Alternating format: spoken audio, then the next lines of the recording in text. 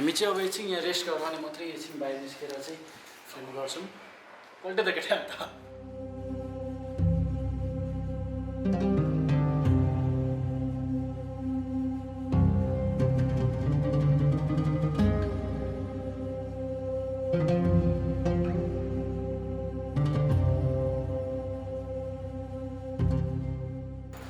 Half an hour जस्तो rest गरेर चाहिँ अब अलिकति फ्रेस भयो जस्तो पनि लाग्यो अब चाहिँ हामी धरान एक्सप्लोर गर्न जाँदैछौँ फ्रेस भएन केटा हो अब जानु त पऱ्यो नि त जाउँ जाउँ जाउँ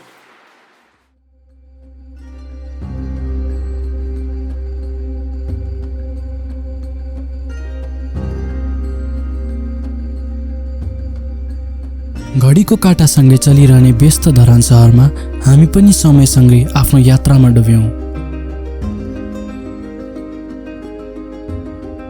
हावामा अगरबत्तीको मिठो बास्ना महसुस गर्दै हाम्रो पहिलो गन्तव्य बुढा सुब्बा हुन पुग्यो। टुप्पो बिनाको बास भएको बुढा सुब्बाको इतिहास भने निकै गहिरो छ र यो ठाउँलाई वर्षौंदेखि एक धार्मिक स्थलको रूपमा चिनिने गरिन्छ। मनभरि आस्था र विश्वास बोकेर मानिसहरू यहाँ आउने गर्छन्। बाँसको झ्याङ वरिपरि बाँधिएका यी लाखौं धागाहरूले मानिसहरूको यहाँ प्रतिको आस्था र विश्वास देखाउँछ।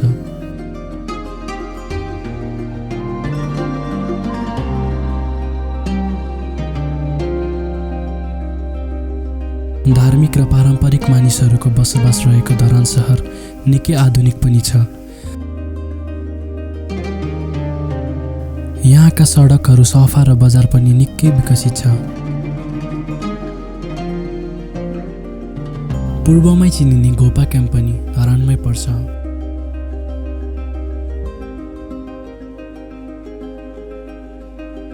हामीले धरानको स्ट्रिट्समा एक्सप्लोरिङ गर्दैछौँ अनि यहाँ चाहिँ एकदमै धरानको फेमस सुकुटी हेर्न सक्नुहुन्छ। So this is really famous in Dharan. यहाँको सुकुटी अनि पोक स्पेसली सुकुटी र पोक चाहिँ एकदम फेमस छ धरानको।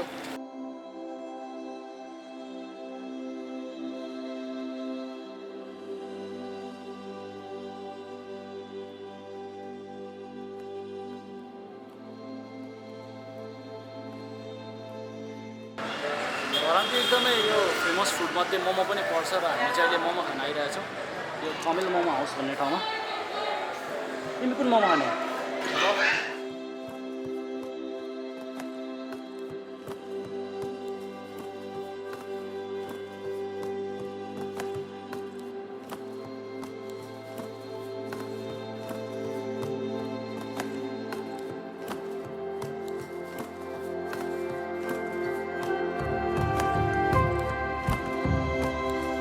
धरानमा चाहिँ वेदर एकदमै खराब भएको छ एक्कासी र हाम्रो डेस्टिनेसनहरू त धेरै नै छ तर यो पानी एकदम स्टर्मी भएको छ आकाश पनि।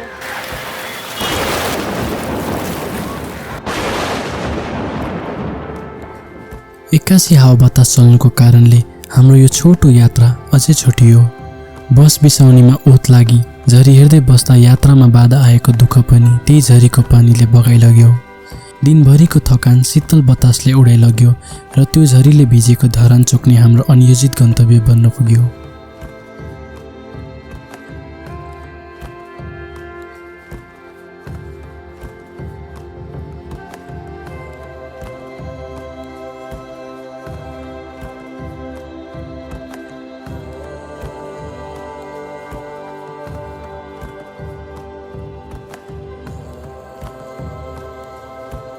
रातो, नीलो र हरियो रङहरूले सजिएको बगरकोटले धरानको रात्रि जीवनलाई पनि रमाइलो दिशातिर लैजाँदो रहेछ।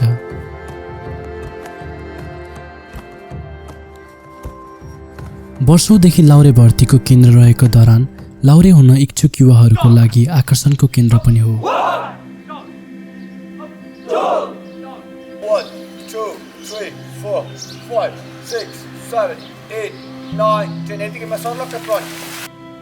मेरो नाम कुमार तामाङ हो। म माउन्ट एभरेस्ट ट्रेनिङ सेन्टरको चेयरम्यान र एज अ म्यानेजिङ डाइरेक्टर पनि हो है। माउन्ट एभरेस्ट ट्रेनिङ सेन्टर चाहिँ 2008मा इस्टाब्लिस भएको हो। अहिले लगभग हाम्रो 13 वर्षमा रन छौँ हामी।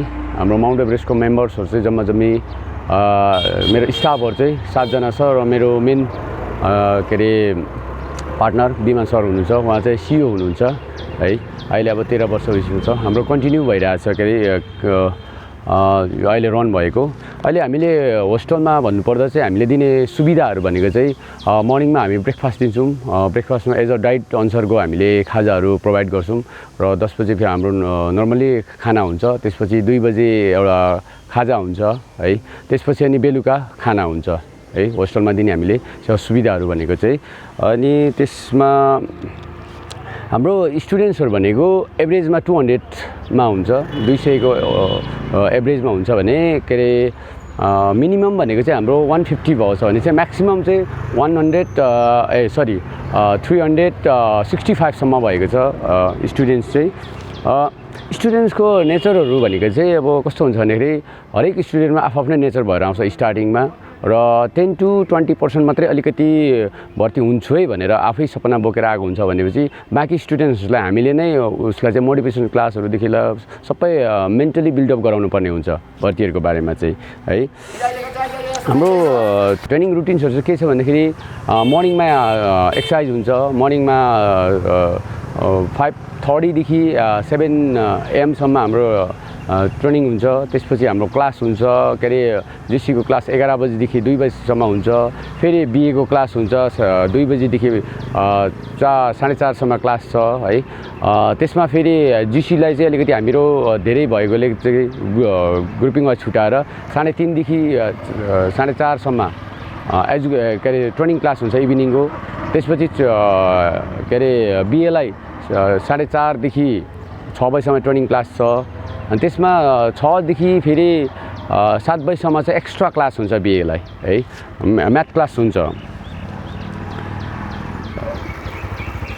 अब यसमा भर्तीको लागि चाहिँ चाहिनेहरु एउटा पियर्समा चाहिने एउटा रिक्वायरमेन्टहरु चाहिँ के हो भन्दाखेरि चाहिँ सबैभन्दा पहिला एज बार भयो उमेरको कुरा छ उमेर चाहिँ 18 वर्षदेखि 21 वर्ष बीचको हुनु पर्यो है त्यसमा अब डकुमेन्ट्सहरु चाहिँ अब एससी पास हुनु पर्यो एससी मा पनि कस्तो छ भन्दाखेरि ब्रिटिश भर्ती भिड्नको लागि एससी के अरे एससी मा कम्पलसरी म्याथ र इंग्लिशमा सी माथि आउनु पर्यो त्यसपछि जीसी लाई चाहिँ इंग्लिश चाहिँ कम्पलसरी सी भयो त्यसपछि म्याथ चाहिँ डी प्लस भए हुन्छ है अनि त्यसपछि बाबा आमाको नागरिकता चाहियो बाबा त्यसपछि यदि बसेसरा छ भने बसेसरा पनि चाहिनु सक्छ एमआरपी कम्पलसरी चाहियो अनि त्यसपछि एससी को marksheet school living certificate character compulsory चाहियो यदि कसैको अब बसेसरा हुनु सक्छ त्यो कुराहरु चाहियो कति कुराहरु डकुमेन्ट्सहरु अब ठाउँ संशोधन जात संशोधनको सिफारिसहरु चाहिन्छ त्यो चाहिँ डकुमेन्ट्समै डिपेन्ड हुन्छ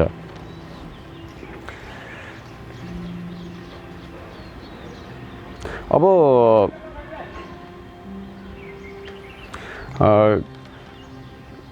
स्टुडेन्टहरुलाई भर्ती भिड्नु त हेभी च्यालेन्जेस नै छ है किन भन्दाखेरि यो अब एउटा पहिलो कुरा अब एउटा एज बारमा बसेर एउटा मेडिकली मेन्टली त्यसपछि फिजिकली 3-4 वटा कुराहरु चाहिँ उनीहरु चाहिँ फिट हुनुपर्छ किन बढी च्यालेन्जेस छ भन्दा चाहिँ अब यो ब्रिटिश आर्मीको चाहिँ सिलेक्सन्स भनेको चाहिँ वर्षमा एक पटक हुन्छ यसमा पनि अब म्याक्सिमम भनेको 200-300 एभरेजमा भर्ती हुन्छ यसमा भनेको क्यान्डिडेटहरु लगभग 1 इयरमा 5 to 6,000 स्टुडेन्ट्सहरु पियर्सहरुले चाहिँ फाइट गर्छ त्यसमा चाहिँ अब 200-300 को कभरेजमा आउनुको लागि त उले त धेरै कुराहरु गर्नुपर्छ क्वालिटी राम्रो हुनु पर्यो टफमा आउनु पर्यो त्यो भएर त्यो कारणले चाहिँ एकदम च्यालेन्जेस छ है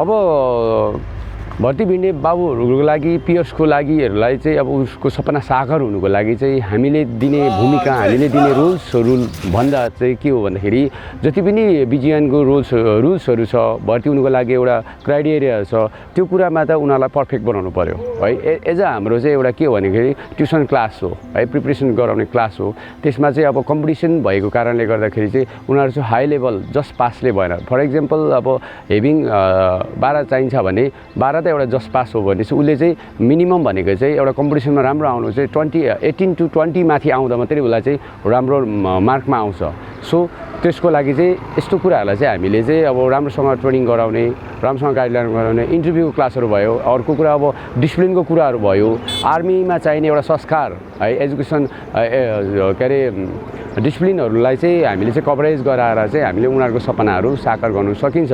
तर यो चाहिँ धेरै कुराहरू चाहिँ हामीले चाहिँ स्टुडेन्टमा नै डिपेन्ड पनि हुन्छ।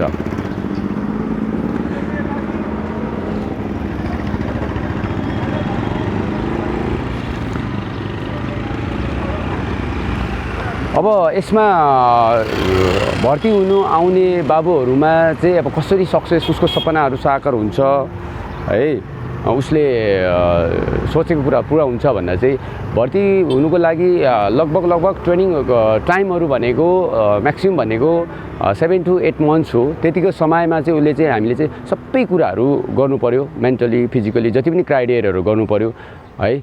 त्यसको लागि चाहिँ ऊ चाहिँ पर्फेक्ट हुन्छ है, ऊ चाहिँ सबै अरूभन्दा अगाडि आउनु सक्छ भने उनीहरूको आफ्नो एम चाहिँ एचिभ हुन्छ है। अब फाइनली लास्टमा चाहिँ मैले अब यदि अब सबै मान्छे भर्ती हुन्छ भन्ने हुँदैन, कति असफल भएर जान्छ, कोही मेडिकली फेल हुन्छ, कोही अब एजुकेसन फेल हुन्छ, कोही अब के अरे कोटा नभएर फिल्टरमा फेल हुन्छ है। यसको लागि चाहिँ म के भन्छु भन्दाखेरि सुरुमा हामीले ट्रेनिङ दिने भनेको मोटिभेसनहरू गराउने भनेको हुनुपर्छ, गर्नुपर्छ, गरेको कामहरू बेस्ट दिने हो है। तर सबै कुराहरू नपुग्नु सक्छ भन्नाले बेस्ट दिँदा कोटाको कारणले गर्दा ऊ ब्याक हुनुपर्ने स्थिति हुँदाखेरि एउटा सेकेन्डरी एउटा अप्सन चाहिँ राख्नुपर्ने जरुरी हुन्छ।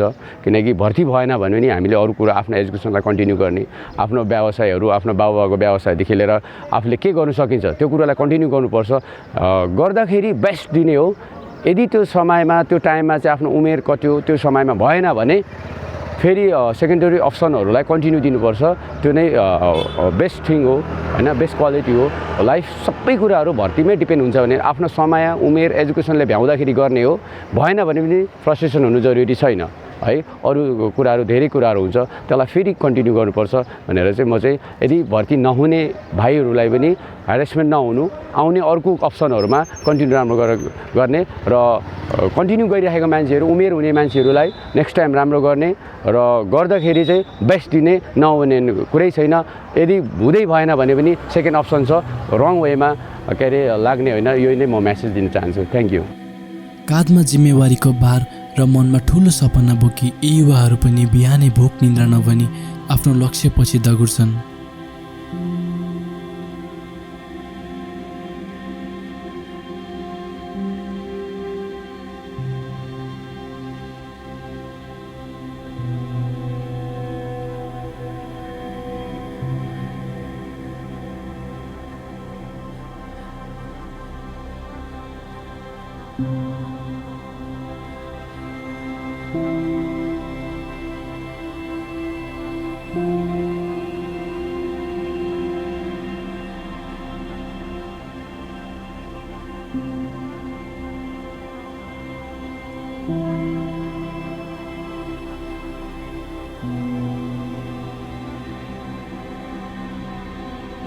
घरबाट टाढा ट्रेनिङ सेन्टरको जीवन सहज त हुँदैन।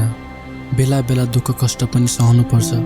सबैजना आफ्नो लक्ष्य प्राप्त गर्न सफल पनि हुँदैनन्।